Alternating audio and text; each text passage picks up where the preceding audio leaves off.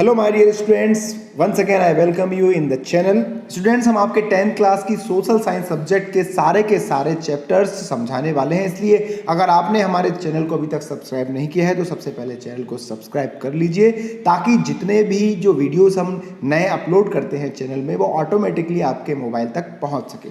तो चलिए आज की वीडियो को शुरू करते हैं। इस वीडियो में हम दो टॉपिक को कवर करेंगे। सबसे पहले हम कवर करेंगे the development of extremist movements and there system of working, और उसके बाद हम समझेंगे इंपॉर्टेंस ऑफ एक्सट्रीमिस्ट और रेडिकल मूवमेंट। स्टूडेंट्स, आप सभी को पता है कि इंडियन हिस्ट्री में टू टाइप्स के नेशनलिज्म बहुत ज़्यादा फेमस हुए थे। पहला था लिबरलिज्म और दूसरा था extremism.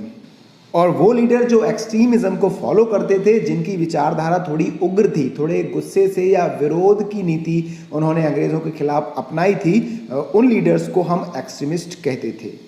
Students, real extremist movements की शुरुआत महाराष्ट्र से हुई थी। महाराष्ट्र में इसी उद्देश्य को पूरा करने के लिए सबसे पहले गणेश फेस्टिवल ऑर्गेनाइज्ड हुआ था। इससे पहले भी वहाँ पर गणेश फेस्टिवल ऑर्गेनाइज्ड होता था, लेकिन छोटे रूप में। सब इंडिविजुअल इस फेस्टिवल को सेलिब्रेट करते थे, लेकिन 1893 में फर्स्ट टाइम पब्लिकली इस फेस्टिवल को सेलिब्रेट किया गया। और इसका उद्देश्य सिर्फ यही था कि ज़्यादा से ज़्यादा लोगों को इकट्ठा करें और उन तक किसी तरह से अपनी आइडियोलॉजी को, अपनी विचारधारा को पहुँचाएं। और ठीक इसी तरह 1899 से शिवाजी जयंती की शुरुआत हुई। शिवाजी जयंती पहले सेलिब्रेट होती थी, लेकिन अब इसको पब्लिकली सेलिब्रेट किया जाने लगा। स्टूडेंट्स, मैं आपको बताऊं, इंडिया में ना सिर्फ उस टाइम पर बल्कि आज भी अगर ज़्यादा से ज़्यादा लोगों को इकट्ठा करना है, ज़्यादा से ज़्यादा लोगों की फीलिंग को जगाना है या हर्ट करना है, तो आप सवाल उठा दीजिए रिलीजन पर। आप जब धार्मिक भावना से कोई काम करते हैं तो ना सिर्फ आप बल्कि बहुत सारे लोग इन अ शॉर्ट ऑफ टाइम इकट्ठे हो जाते हैं, वो पब्लिकली वो कार्यक्रम हो जाता है। स्टूडेंट्स, धर्म को लेकर, रिलीजन को लेकर किसी इंडिविजुअल की फीलिंग्स नहीं होती, वो फीलिंग्स उस एरिया में रहने वाले सभी लोगों की होती है। तो बस जो वहाँ के लीडर्स थे, उनका उद्देश्य यही था कि ज़्यादा से ज़्यादा लोग जब पब्लिकली कोई इवेंट करेंगे और जब एक दूसरे से मिलेंगे तो ना सिर्फ एक दूसरे में लगाव बढ़ेगा, बल्कि हम उनको देश के लिए, देश में जागृति फैलाने के लिए उनको अच्छी तरह से समझा भी सकते हैं।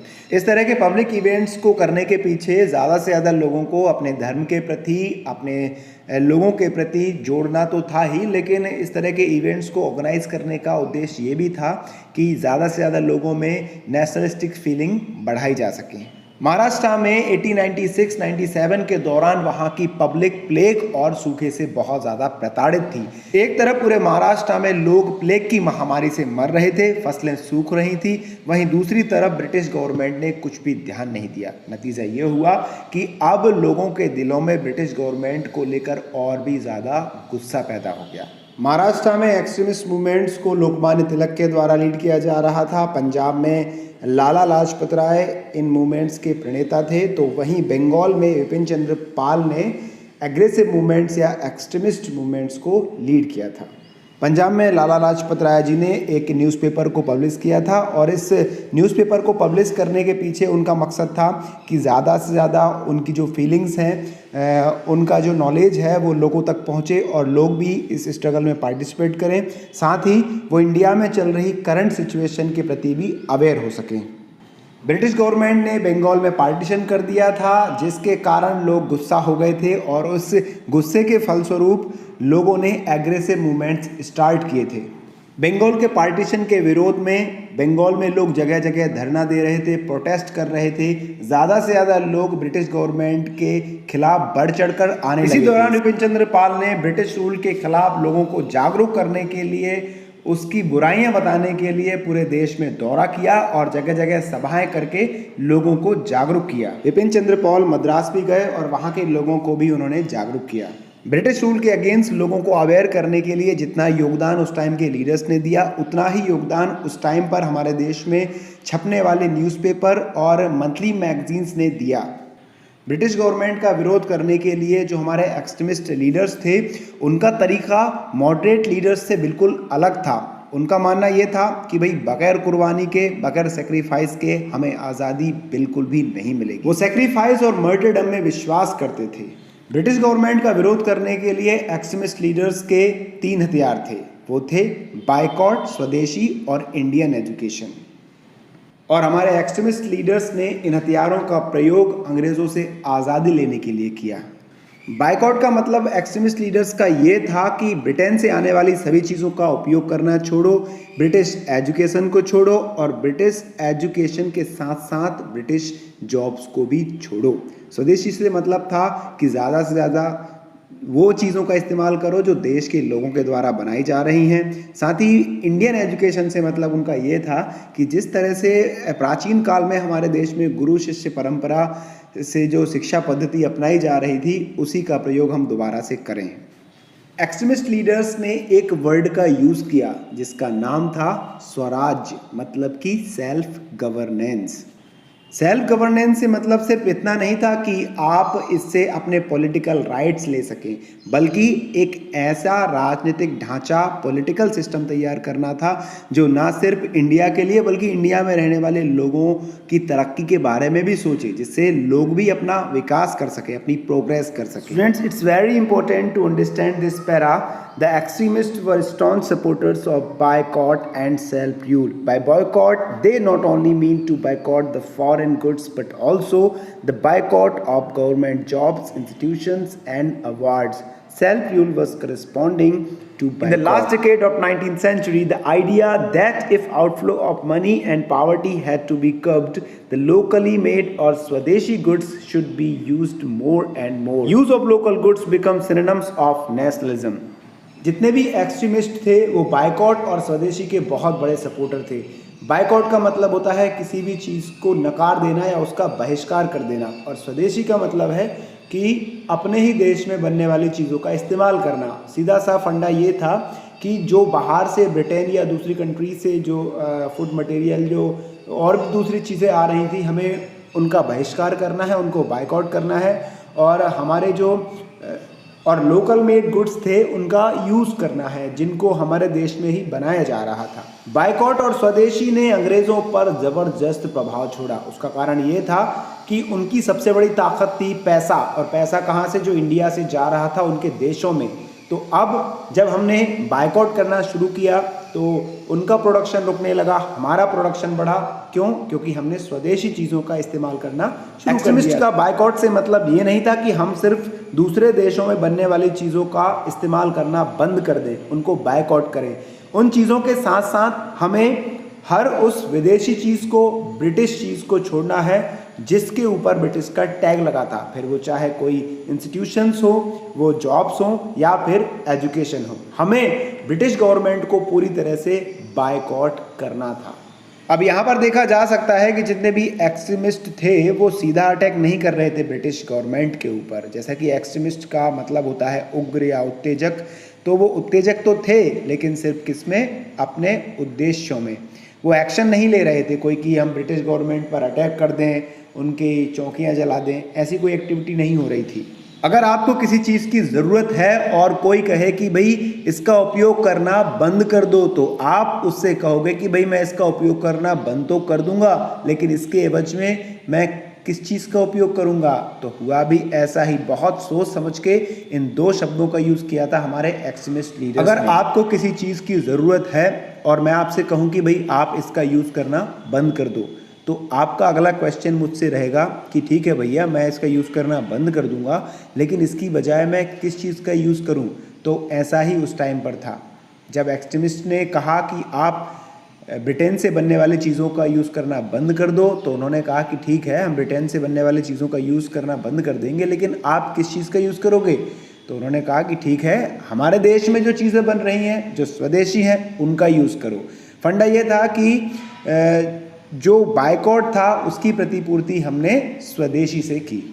अब इन दो तरीकों से इंडिया में बहुत ज़्यादा फ़ायदा हुआ। पहला तो ये कि हम एक तरफ तो ब्रिटिश गवर्नमेंट का विरोध कर रहे थे, दूसरी तरफ जो हमारे भाई लोग थे, हमारे इंडियंस थे, उनको हम प्रॉस्पेरस कर रहे थे, उनकी गरीबी दूर हो रही थी। आपको पता होगा ब्रिटिश गवर्नमेंट आने से पहले या ब्रिटिश का इंडिया में आने से पहले हमारे देश में हम हमारे लोगों के द्वारा बनाई जा रही वस्तुओं का उपयोग करते थे, लेकिन जैसे ही ब्रिटिश गवर्नमेंट का कब्जा इंडिया में हुआ, उसने सबसे पहले हमारी छोटी छोटी कॉटेज इंडस्ट्रीज़ हैं, जो लघु उद्योग हम जिन्हें कहते हैं, जैसे घर में ही लोग अपने परिवार के साथ मिलकर चीज़ों को बनाते थे। जब ब्रिटिश गवर्नमेंट की इंडस्ट्रीज़ जगह जगह लगी तो उनका सामान बिकना बंद हो गया। नतीजा ये हुआ कि उनकी कॉटेज इंडस्ट्रीज़ बर्बाद हो गई। पहले वो मालिक थे, अब उन्हीं फैक्ट्रियों में, उन्हीं इंडस्ट्रीज़ में, ब्रिटिश ईस्ट इंडिया कंपनीज़ में वो लोग मजदूर बन गए।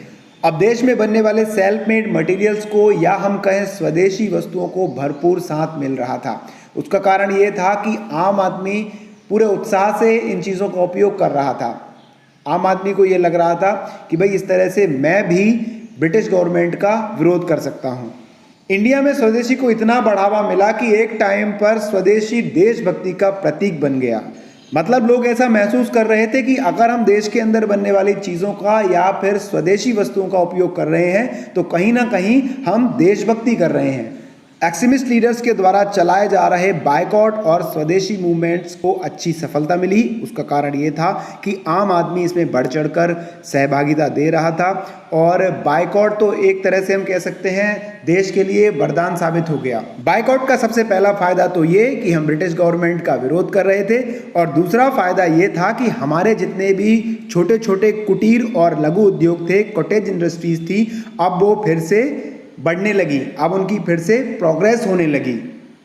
देश में कॉटेज इंडस्ट्रीज़ की प्रोग्रेस को देखते हुए नेशनल लेवल पर इन इंडस्ट्रीज़ के लिए एक फ़ंड की व्यवस्था की गई ताकि जिस किसी को भी ज़रूरत पड़े थोड़े पैसे के लिए तो वो वहाँ से ले सके। अब आगे चल के इंडिया में जितने भी स्कूल और कॉलेजेस थे वहाँ पर इन आंदोलनों को बढ़ावा देने के लिए सेंटर्स बनाए गए ताकि ज़्यादा से ज़्यादा यूथ को हम इन मूवमेंट से जोड़ सकें। एक्सट्रीमिस्ट ने यह महसूस किया कि इंग्लिश एजुकेशन हमारे देश के अंदर हमारे बच्चों के इंटेलेक्चुअल डेवलपमेंट यानी कि बौद्धिक विकास में एक बहुत बड़ा बैरियर है। इससे हमारे बच्चों का बौद्धिक विकास नहीं होगा। इसीलिए हमारे एक्सट्रीमिस्ट लीडर्स ने जगह जगह पूरे देश में हमारे बच्चों के इंटेलेक्चुअल डेवलपमेंट के लिए अलग अलग प्रोग्राम्स बनाए और वो जगह जगह जाकर इन प्रोग्राम्स में ज़्यादा से ज़्यादा बच्चों को पार्टिसिपेट करवाते थे ताकि हमारे देश के बच्चों को हम ऐसी शिक्षा दे सकें जो हमारे देश की आज़ादी के लिए, हमारे देश के विकास के लिए अनुकूल हो, उससे हम तरक्की कर सकें। और अपने इसी उद्देश्य को पूरा करने के लिए हमारे एक्सट्रीमिस्ट लीडर्स ने नेशनल एजुकेशन काउंसिल एस्टैब्लिश की। चलिए अब हम समझते हैं फ्रीडम स्ट्रगल में हमारे एक्सट्रीमिस्ट जो मूवमेंट्स स्टार्ट किए थे, जो हमारे एक्सट्रीमिस्ट मूवमेंट्स थे, उनका क्या इम्पोर्टेंस था। मैं आपको एक बात बता दूं कि जो एक्सट्रीमिस्ट मूवमेंट्स थे वो काफ़ी हद तक सक्सेस हुए थे। उसकी वजह ये थी कि ज़्यादा से ज़्यादा कॉमन मैन इसमें पार्टिसिपेट कर रहा था। पहले जितने भी मूवमेंट्स हो रहे थे हमारे लिबरल लीडर्स के द्वारा वो सिर्फ उन लोगों तक सीमित थे जो देश के कुछ उच्च वर्ग के लोग थे, जो पढ़े लिखे लोग थे। और लिबरल जो लीडर्स थे उनका तरीका ये था कि हमें ब्रिटिश गवर्नमेंट के साथ रह के अपनी मांगों को मानना है। लेकिन एक्सट्रीमिस्ट ने उनको बिल्कुल नकार दिया कि भाई ना तो अब हम विदेशी चीज़ों का उपयोग करेंगे, विदेशी नौकरियों का उपयोग करेंगे और यहाँ तक कि ब्रिटिश एजुकेशन का भी यूज़ नहीं करेंगे। तो इससे हुआ ये कि अब आम लोग इसमें बढ़ चढ़कर आगे आ रहे थे। और एक्सट्रीमिस्ट मूवमेंट्स का सबसे बड़ा इम्पोर्टेंस ये है कि इतने सारे लोगों के जुड़ने के बावजूद भी ऐसी कोई भी घटना नहीं घटी जिससे हमारे देश के लोगों को कुछ नुकसान पहुंच सके, किसी की जान की हानि हुई। उसकी वजह ये थी कि उन्होंने सीधा आंदोलन करने की बजाय रचनात्मक कार्यों पर ज़्यादा ध्यान दिया। क्रिएटिव प्रोग्राम्स उन्होंने स्टार्ट किए, जैसे एजुकेशन प्रोग्राम स्टार्ट किए उन्होंने, ज़्यादा से ज़्यादा लोग जुड़ सके इसलिए स्वदेशी मूवमेंट से स्टार्ट किए। बायकॉट भी एक क्रिएशन था, तो इसके कारण और भी ज़्यादा इसका इंपॉर्टेंस बढ़ जाता है। एक्सट्रीमिस्ट मूवमेंट से हमारे देश के लोग ज़्यादा अवेयर हुए, उनके अंदर स्वाभिमान की भावना पैदा हुई, स्वावलंबी या हम कह सकते हैं कि सेल्फ डिपेंडेंट अब वो बनते जा रहे थे और उनके अंदर ये पावर आ रही थी कि नहीं भाई हम भी कुछ हैं, हम अपने अस्तित्व को पहचान कर अंग्रेज़ों से आज़ादी ले सकते हैं। चलिए अब हम उन लीडर्स के बारे में समझ लेते हैं जिन्होंने देश में चल रही विपरीत परिस्थितियों के बावजूद भी देश में इतने बड़े बड़े मूवमेंट्स स्टार्ट किए। इन लीडर्स में प्रमुख योगदान था लाल बाल पाल का, यानी कि लाला लाजपत राय, बाल गंगाधर तिलक, विपिन चंद्र पॉल, जिन्होंने हमारे देश के लोगों के अंदर self respect, self confidence, patriotism और साहस को बढ़ाया, यानी कि करेज उनके अंदर पैदा किया, जिसके कारण वो अंग्रेज़ों का विरोध कर सके। देखिए इन लीडर्स का योगदान और भी इसलिए बढ़ जाता है क्योंकि इन्होंने ऐसे समय में मूवमेंट्स स्टार्ट किए और वो भी इतने बड़े मूवमेंट्स स्टार्ट किए जब देश में अकर्मण्यता बढ़ती जा रही थी, ब्रिटिश गवर्नमेंट और भी ज़्यादा पावर में थी। साथ ही साथ जितने भी हमारे INC यानी कि इंडियन नेशनल कांग्रेस के जो लिबरल लीडर्स थे, उनके जो मूवमेंट्स थे वो सबके सब फेल हो रहे थे। ब्रिटिश गवर्नमेंट अब उन पर ध्यान नहीं दे रही थी। वैसे समय में इन लोगों ने ना सिर्फ लोगों को जागरूक किया बल्कि ऐसे मूवमेंट्स स्टार्ट किए जिसके कारण ज़्यादा से ज़्यादा लोगों ने ब्रिटिश गवर्नमेंट का विरोध किया। लोकमान्य तिलक हमारे एग्रेसिव नेशनलिज्म के फादर कहलाए। लोकमान्य तिलक इंटेलिजेंट पॉलिटिशियन थे और बहुत ज़्यादा रिलीजियस भी थे, इसीलिए हम देख सकते हैं कि किस तरह से उनके राजनीतिक विचारों में वो धार्मिक भावनाओं को जोड़कर काम करते थे। नेचुरल राइट्स, पॉलिटिकल फ्रीडम और प्रिंसिपल ऑफ जस्टिस पर उनका अटूट विश्वास था। उनका सिद्धांत था कि लोगों को स्वतंत्रता प्राकृतिक रूप से दी गई है और इसका अधिकार भी उनको मिलना चाहिए। राजनीति में सबको बराबर का अधिकार मिलना चाहिए, यही उनका सिद्धांत था। उनका एक स्लोगन काफ़ी फेमस है, Swaraj is my birth right and I shall have it. Swaraj मेरा जन्मसिद्ध अधिकार है और मैं इसे लेकर रहूँगा। उन्होंने देश की आज़ादी के लिए जीवन भर संघर्ष किया और ना सिर्फ स्वयं संघर्ष किया बल्कि देश के युवाओं को प्रेरित किया कि हमें देश के लिए कुर्बानी देने के लिए हमेशा तैयार रहना चाहिए।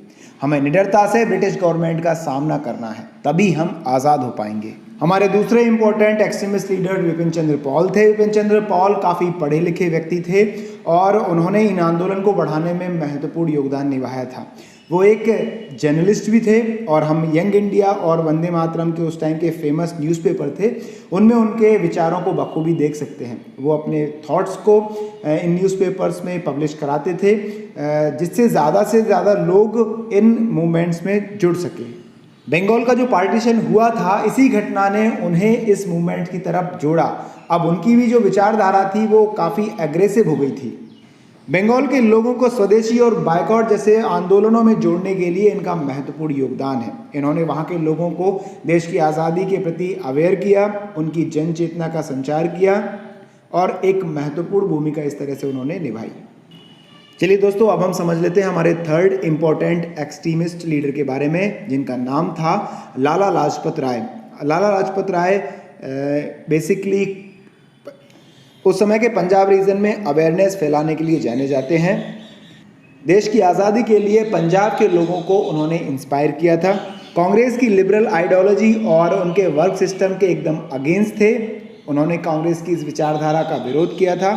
साथ ही उनका मानना था कि देश में स्वराज होना बहुत ज़रूरी है। पार्टीशन ऑफ बंगाल का उन्होंने भरपूर विरोध किया था, इसीलिए देश के लिए स्वराज परम आवश्यक है और सुधार अथवा उत्तम राज्य इसके विकल्प नहीं हो सकते। इसलिए देश में आज़ादी के साथ साथ स्वराज का होना बहुत ज़रूरी है। स्टूडेंट्स, हमारी आज की वीडियो यहीं पर समाप्त होती है। मैं आपसे उम्मीद करता हूं अगर आपको ये वीडियो अच्छी लगी हो तो हमारे चैनल पर लाइक बटन दी गई है, उसे आप दबा दीजिए। साथ ही अगर आपको कहीं भी किसी टॉपिक से रिलेटिव कोई डाउट है तो कमेंट बॉक्स में कमेंट ज़रूर करिए। अपने दोस्तों को वीडियो शेयर करिए। Thank you very much.